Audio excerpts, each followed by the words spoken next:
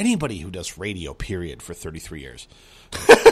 I respect the hell out of him for that, but I will go back and check it out, Biv. I'd be lying to you if I told you that I was, deeply impacted by his passing, just because I don't have much familiarity, but that doesn't necessarily mean that that will stay that way. I think that's a good homework assignment for myself, so I'm glad you mentioned the story.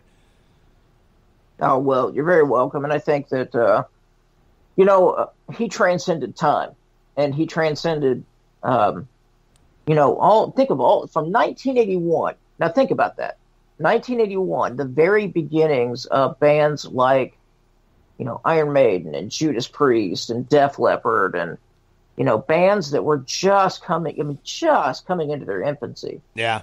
All the way through 2014, with bands like, Alter Bridge, right. Or, 7 Days Grace or whatever. I mean, just all those different genres. And here was one man who was able to keep an audience for 33 years. That's pretty impressive. It's very impressive. Very cool.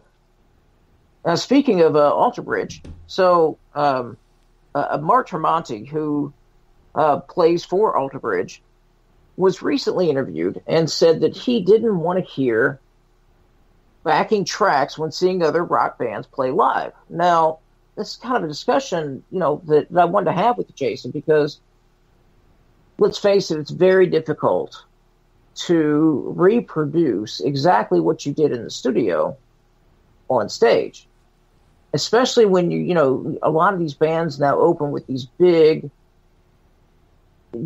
hooky, kind of intros and these 2-minute, intro tracks and this and that. When you and I saw, back in whatever it was, 2013, we saw Theocracy open, or, play in that little church kind of venue.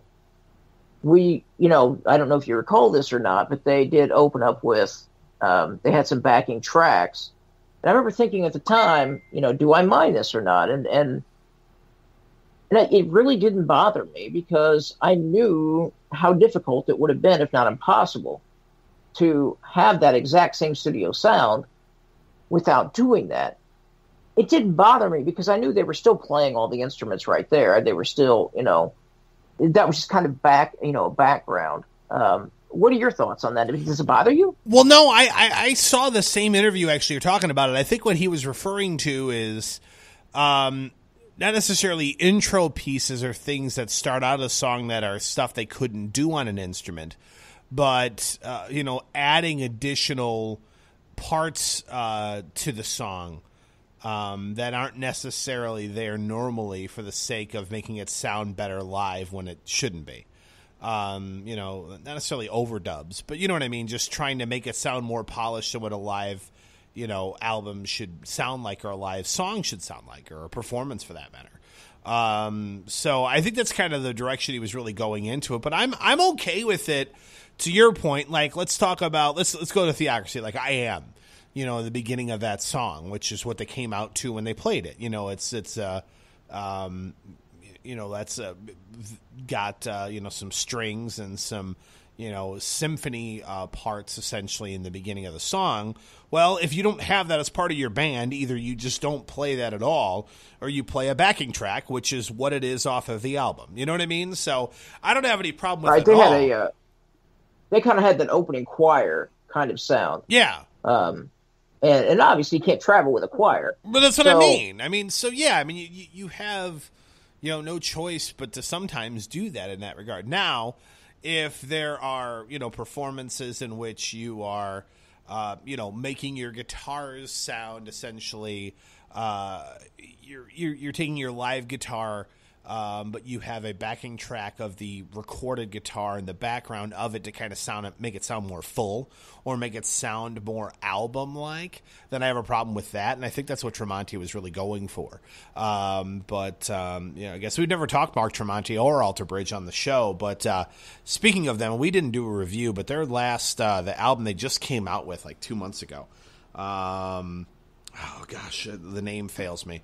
But I've listened to it many, many times, and it's funny to see Alter Bridge is one of those bands that sounded like a very, I don't want to say Creed ripoff, but I mean Tremonti was part of Creed, so it was kind of like his version of where Creed would go without Scott Stapp being insane.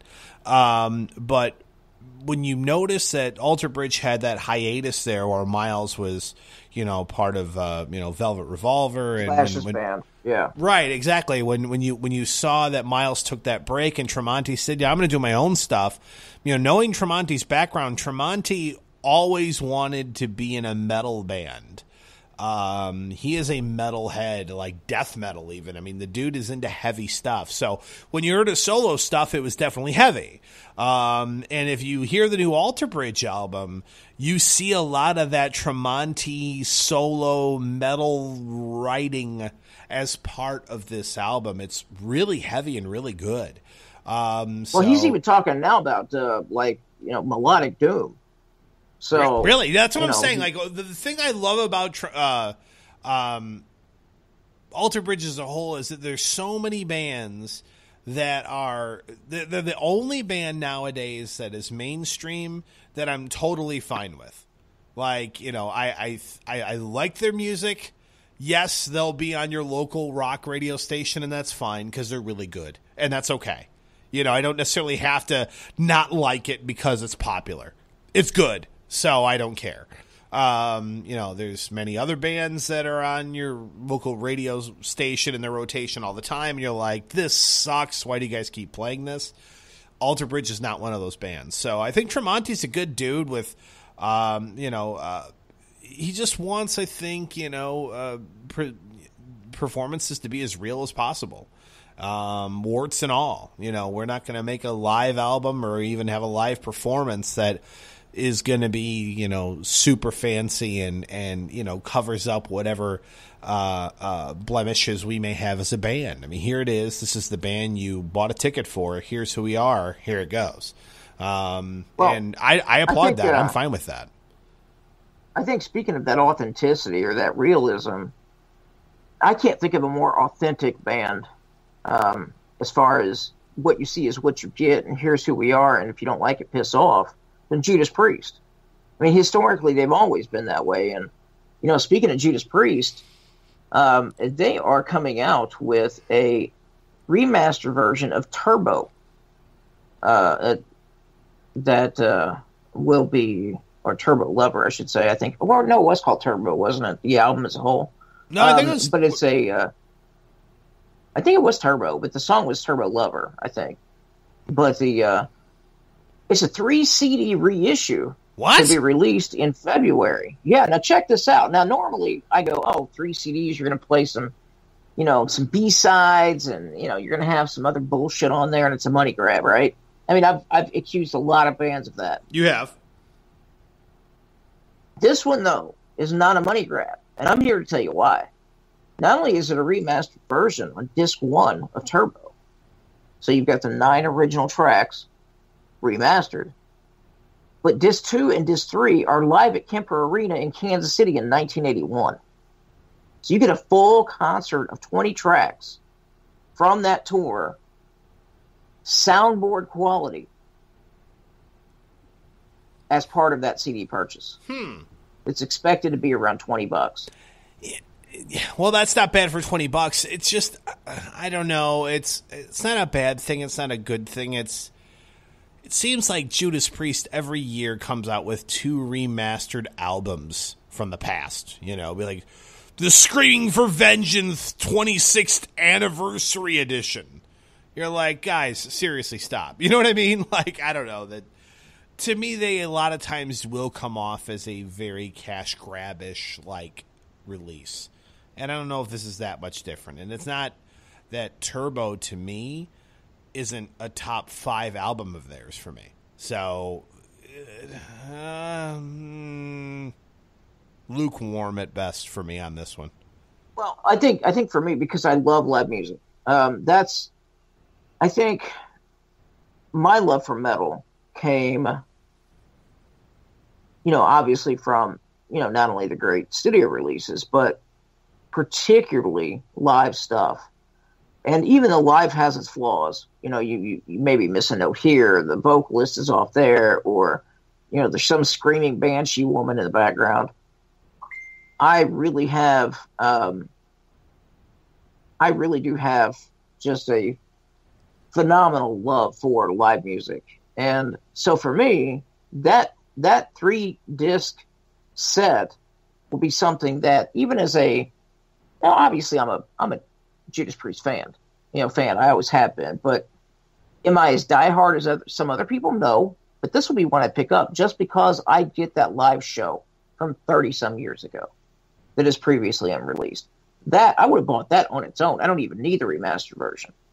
So I guess I get that. So for me, that's where I'm going to go with that. But I guess the problem this is the kind of thing. Yeah, I guess you bring up a good point. It's just there's so many more albums I could think of that if I wanted to buy a reissue, I would buy. You know what I mean?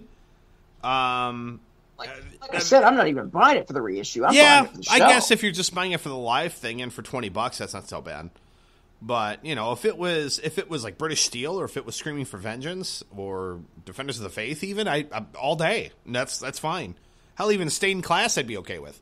But Turbo for me was, I make fun of the song Turbo Lover because I think it's their worst song. Because it was like clearly. I don't want to. This is going to be a stretch, but you know how everyone feels that like Kiss committed blasphemy with "I Was Made for Loving You" because they basically went disco. Yeah, I feel that Judas Priest went like 80s pop with Turbo Lover. You know what I mean? With just the drums, like the 80s programmed drums, like do do do do do do do do do do. Like it's clearly not, I don't know, just way overdone on the synths. It's a very dated sounding song that isn't Judas Priest nearly at their best. And it's not as if Judas Priest, 4 years later they did Painkiller, which is probably my favorite album they ever did. And this was after their heyday, quote unquote, when they were bigger in the 70s and early 80s. Painkiller is freaking awesome. 20 years later, it's probably their best album, at least in one of my, if not one of the best, in my opinion. So it's not as if, like, they've been downhill ever since Screaming for Vengeance or something like that, or Defenders of the Faith, because they've had some highs and lows. I know you're even a fan of some of their newer stuff, which I'm not as much of. But just of all albums to redo, I don't know. Maybe I'll have to go back and listen to Turbo again to see if my feelings change on it, but you're not getting $20 from me on this one, Judas Priest. Sorry. Well, again, Turbo, I could take or leave. It doesn't matter. It's the live performance for me. So that's where I'm on that. That's all the news I got. That's news, man. We're good to go. We it. did news. No Triple B this episode. Are you sad, Biv? Are you okay? No, I'm good with it just because this is the year-end, best of, albums of the year, the songs of the year, the disappointments of the year, the album of the year, and overall, I'm totally fine with it. All right, well, without any further ado, let's get to it, man. It's the According to Metal podcast, Best of 2016 Awards, starring Biv, Jason, and a special guest. Yeah. We started this podcast January of 2016, two dudes talking metal. And on the first episode of the show, we had Lance King on. And Lance is a friend of Biv's. We had him on the show, and you never know who's listening. And this is the one thing we got a chance to hear is we share the show, Lance shares the show, and then all of a sudden we get this friend request and this person who's chiming in and giving their feedback on our podcast we didn't even think anyone would listen to. And she is now considered to me probably the best friend of the show, and I'm sure I could speak for Biv as well. And for some reason, she continues to listen and continues to like it. I don't know why. We haven't scared her off in almost a year. But really, really glad to have her on the show. And if there's anybody who knows their metal, it is certainly our guest who's going to be joining us doing the awards with us as well. So you know what I think about most metal. You know what Biv thinks about most metal. But do you know what our guest reviewer and award nominator of 2016, according to Metal Awards, Miss Lacey